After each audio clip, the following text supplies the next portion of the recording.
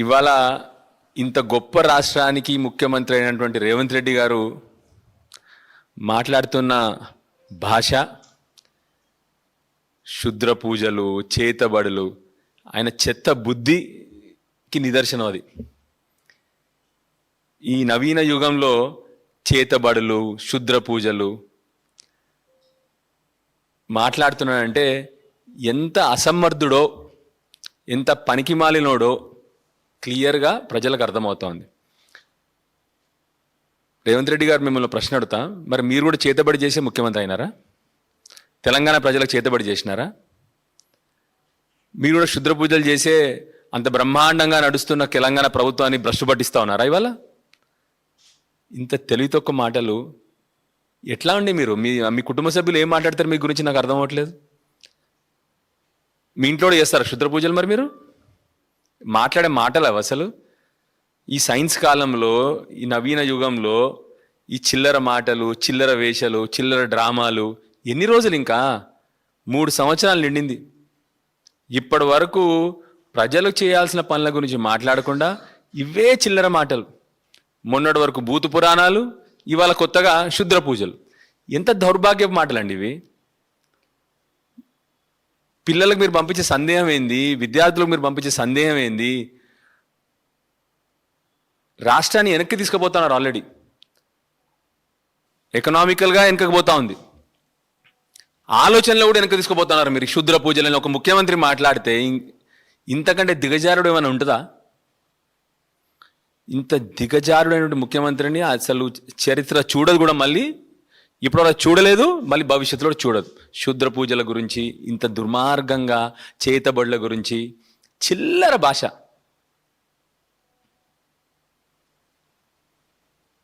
అమ్మ ఇక ఆఖరికి ఎప్పుడు కుటుంబ సభ్యులను ఇంక్లూడ్ చేయగానే, తల్లి గీతమ్మ కొద్దిగా మీ ఆయన డాక్టర్కి చూపెట్టమ్మా ఒకసారి.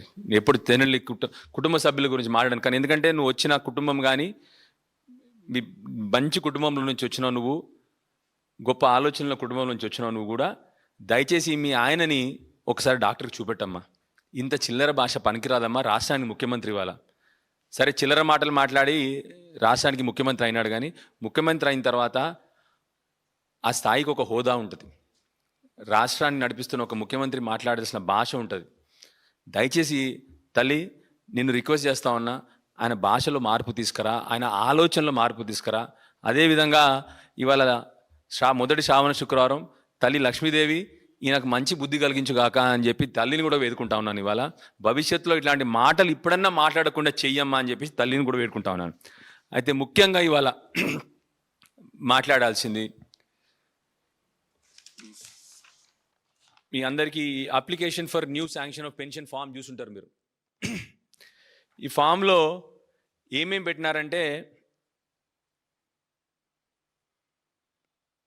పెన్షన్ టైప్స్లో విడో పెన్షన్లు పెట్టినారు, డిసేబుల్డ్ పెన్షన్లు పెట్టినారు, వికలాంగులకు, టాడీ ట్యాపర్సు, గీతనలకు పెన్షను, వీవర్లు, నేతనలకు, డయాలసిస్, ఫైలేరియా, ఒంటరి మహిళ.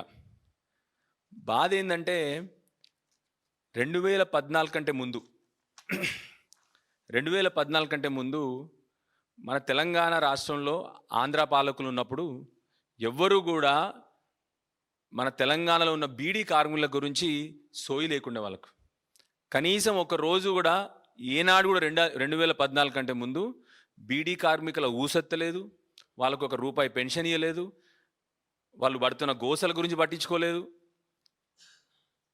ఒక్కొక్క బీడీ కార్మికురాలు పని చేసుకుంటా ఉంటే వాళ్ళ ఆరోగ్యానికి ఎంత దెబ్బతింటుందో ఎవరు పట్టించుకోలేదు. అట్లాంటిది 2014లో కేసీఆర్ గారు వచ్చిన తర్వాత మొదట 1000 రూపాయల పెన్షన్, రెండోసారి 2018లో వచ్చిన తర్వాత ఎలక్షన్లు అయిన వెంటనే 2000 రూపాయల పెన్షన్. ఎందుకంటే వాళ్ళు పడ్డ కష్టాలు, వాళ్ళు పడ్డ బాధలు వర్ణించలేని ఉంటుంది. అందుకని కేసీఆర్ గారు తెలంగాణ సోయి ఉన్నది కాబట్టి, తెలంగాణ ప్రజల బతుకు గురించి తెలుసు కాబట్టి ఆనాడు కేసీఆర్ గారు 2016 రూపాయల పెన్షన్లు బీడీ కార్మికులకు ఇచ్చినారు. దగ్గర మొత్తం బీడీ కార్మికులు ఆ రోజు 4,26,000 మందికి కేసీఆర్ గారు బీడీ పెన్షన్లు ఇచ్చినారు.